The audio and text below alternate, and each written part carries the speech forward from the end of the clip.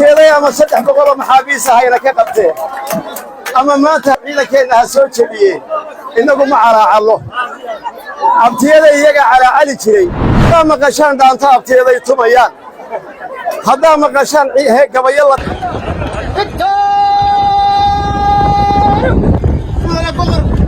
محمود القربة وصار واو هي كانت تسبي أنت تقولين فديانا فديانا فدي كم بدا يضع إذا ما يأتي ترى الدفاع كتيران تعديد كي إذا ما أنت كلام كتير الدفاع خالص كده وصار واو وفرصة القربة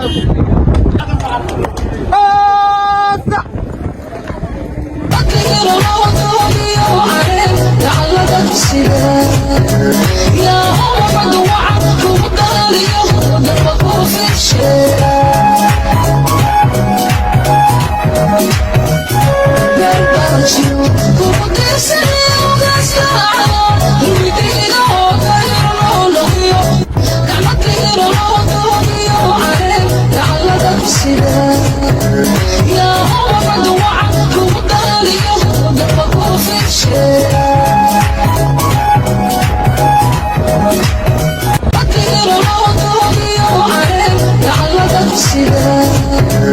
يا محمد وعدك وقال يهود الوقوف في الشارع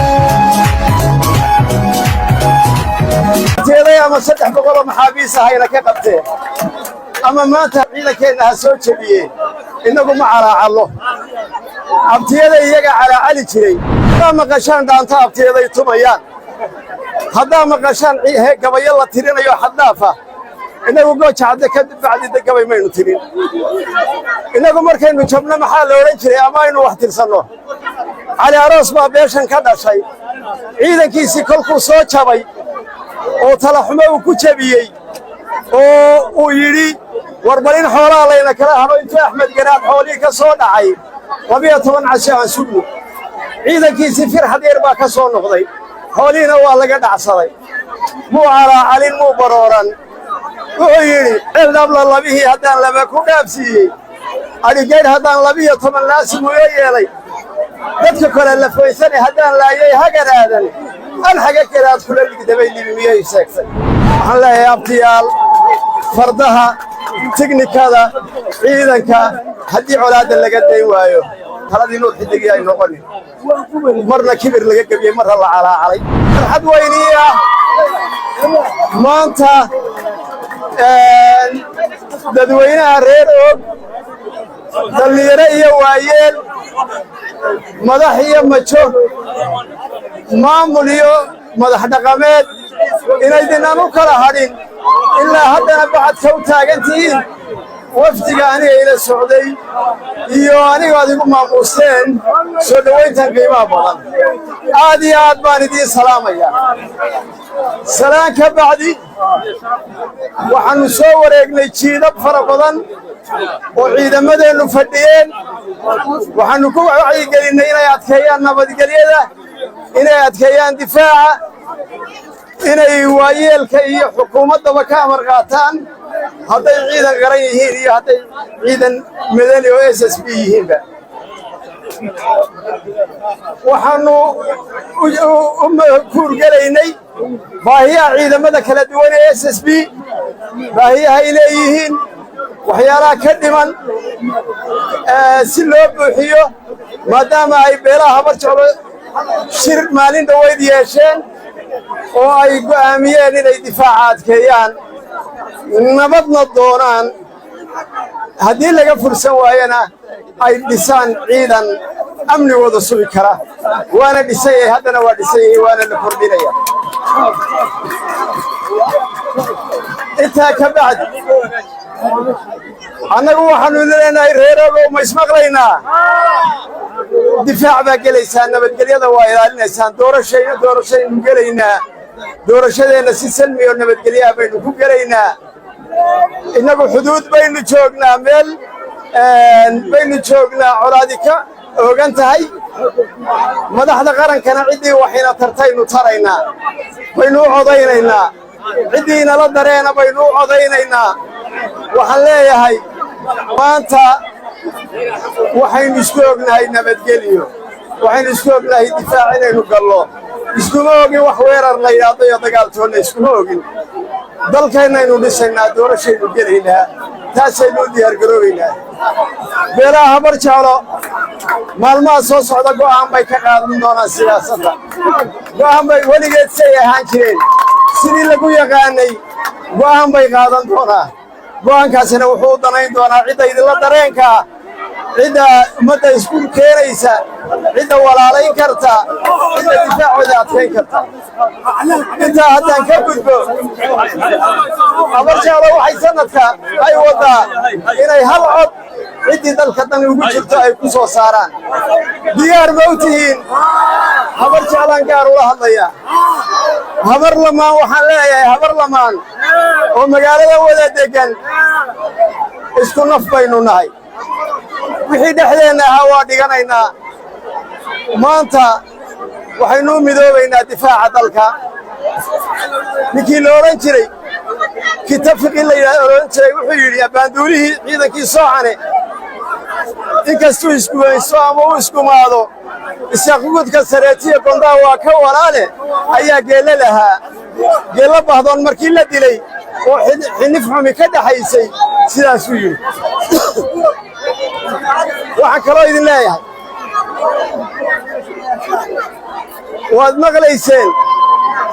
rag waaweyn oo cimaamado waaweyn sita oo beesha aynu deriska nahay ah inay guul ku faanayaan dhaqan baynu kala lahaan jirnay weligeen sayid maxamed cabdulla xasan baa inoo ku adkaa inoo ku xumaa maalintuu jabay abteeday way gabyeen way ku digteen calidhu wuxuu yidhi waa lagu digtaa ruux hadduu kuu daraan jiraye baldayay wadaadkii waa kaa sii dabayshaday cilmi raaga nin la odhan jiray oo reer cabdullaah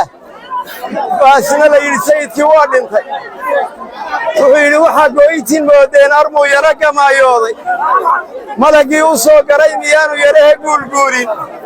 kumcaddiya ismaaciil miyaan wada guclaynaynin ma raflaan gudid ahayn sidee garaci loo aasay innagu carab ka duwan baynu lahayn adeerkeen salaan carabay ayaa gebyey weliba beelaha ugu colaadda badan sayidkaynu ahayn wuxuu yidhi haddii aqalka daahyada la jaro daakhilkaa xigee daaroodka jabay waa isaaq dadab ku xeernayde maxaan kaga digtaa ruux la dilay sooma daba joogo teeday tumayaan haddaa maqashaan gabayo la tirinayo xaddaafa innagu gooja cadde ka bacdi gabay maynu tirin innagu markaynu jabno maxaa la odhan jiray ama aynu wax tirsanno cali aroos baa beeshan ka dhashay ciidankiisii kolkuu soo jabay oo talaxumo uu ku jebiyey oo uu yidhi warbalin xoolaha layna kala hadho intuu axmed garaad xoolihii ka soo dhacay 12 casho aan sugno ciidankiisii firxad yar baa ka soo noqday xoolihiina waa laga dhacsaday muu calaacalin muu barooran wuxuu yidhi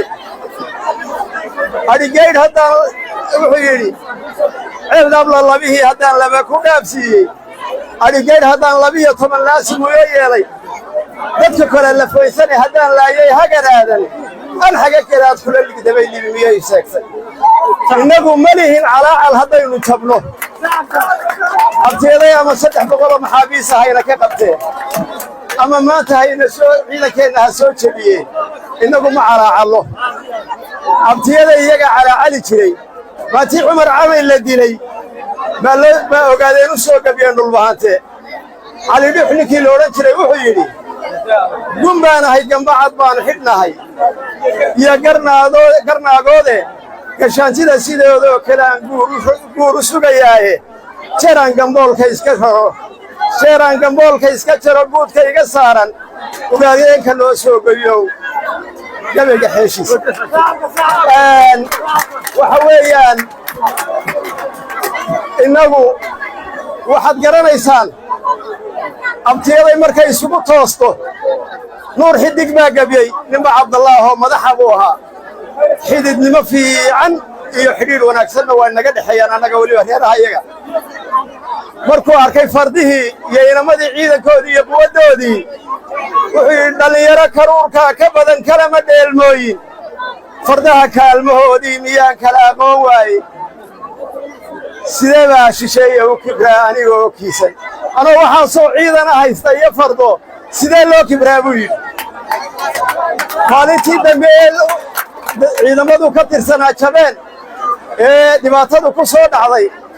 laba geeyo ayuu adduun soo kaxaystay calaacal buu tiriyey maalintaana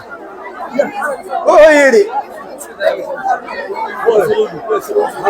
dhaxan adduun daad ka badan soo duwo yidhi waan soo digoogsaday aqal nusaa dahye weyne cawana dayaca eebbahay waanu leeyahay dug miyaan ku soo xidhay adduun laba darmaanooda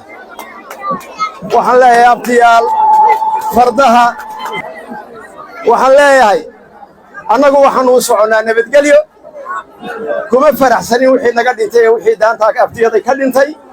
nabad baan doonaynaa habar jeclo annagu haddaan madaxraqabeedin nahay ama odayaasha isaaqa aanu nahay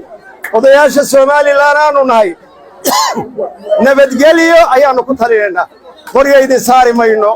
inamadiinnu inay noolaadaan ciidamaneedu inay noolaadaan inaynu gogol dhigno inaynu kala nabad galno haddii taa la waayo dhaqankii isaaq oo hormuudka ka ahaa faarax nuur hormuudka ka ahaa tii baynu samaynaynaa nabadda laaluush baynu ka bixinaynaa sadaynu ka bixinaynaa wuxuu yidhi faarax nuur rag samaan ka samaan baan samaanta u badiyaa hadduu saakumi waayana sariiraan u goglaayoo iska seexaydhaa